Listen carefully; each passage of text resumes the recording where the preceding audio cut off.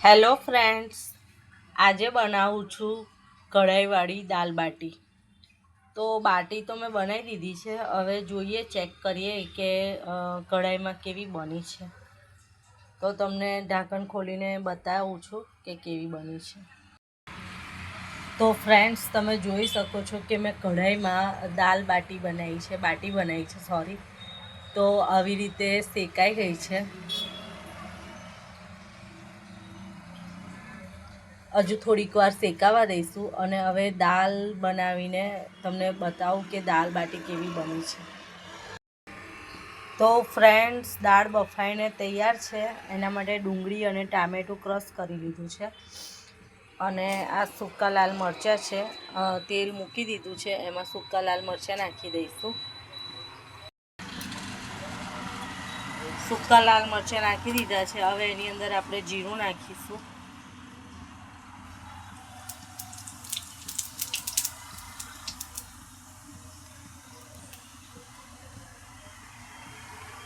જીરું થઈ જાય એટલે આ ઝીણા સમારેલા ડુંગળી ટામેટાં નાખી દઈશું।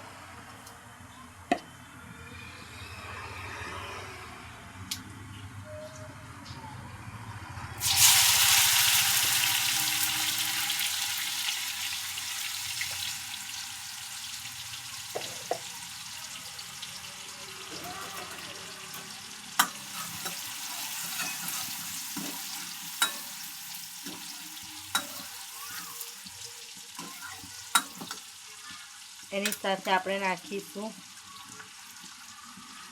લસણ। તો હવે એની અંદર લસણ કટ કરીને નાખી દઈશું। સારી રીતે થવા દઈશું। એમાં થોડું લીલું લસણ પણ નાખીશું। લીલું લસણ છે, જો તમારી પાસે હોય તો તમે નાખી શકો છો। હવે એની અંદર જ બધા મસાલા કરી દઈશું આપણે। રાજસ્થાન દાલ બાટીમાં થોડું મરચું આગળ પડતું હોય છે, એટલે એ પ્રમાણે નાખવાનું છે। થોડું વધારે, થોડી હળદર,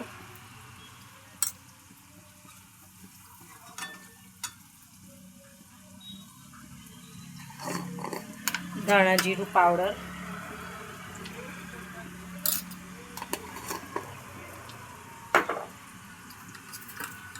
અને થોડો ગરમ મસાલો છે એ નાખી દઈશું।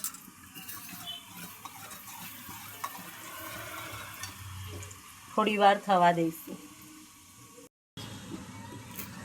તો હવે મસાલો તૈયાર છે। હવે એની અંદર જોઈતા પ્રમાણમાં દાળ નાખી દઈશું।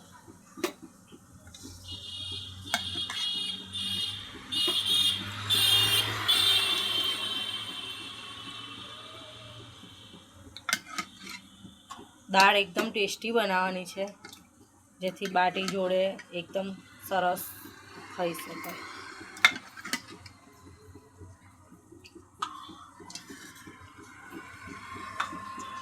તો દાળને થોડી વાર ઉકળવા દઈશું।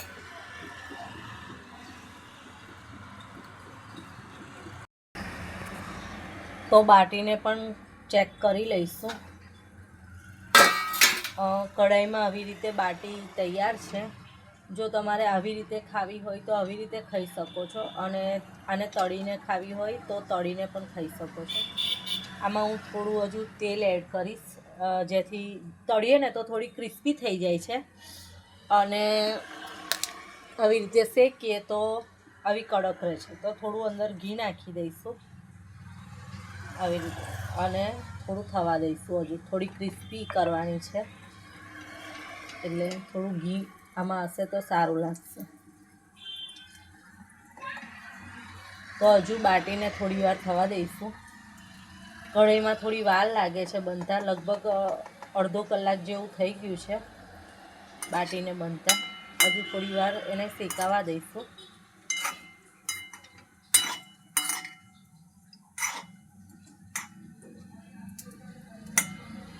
અને દાળ આ બાજુ તૈયાર છે બનીને।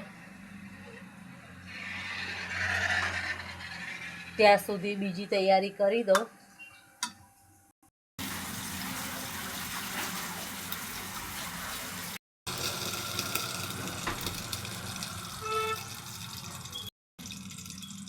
ફ્રેન્ડ્સ ફાઇનલી બાટી તૈયાર છે, મસ્ત શેકાઈને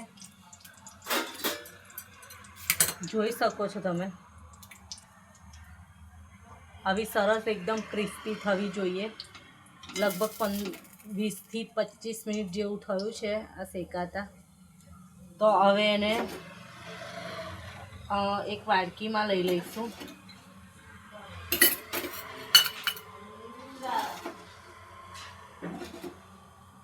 જો આ ઘીવાળી વાડકી છે એમાં આમ થોડીક વાર બોળી રાખીશું એને બાટીને. ગરમ ગરમ છે તો આવી રીતે ઘીમાં એને બોળી રાખવાની છે. અને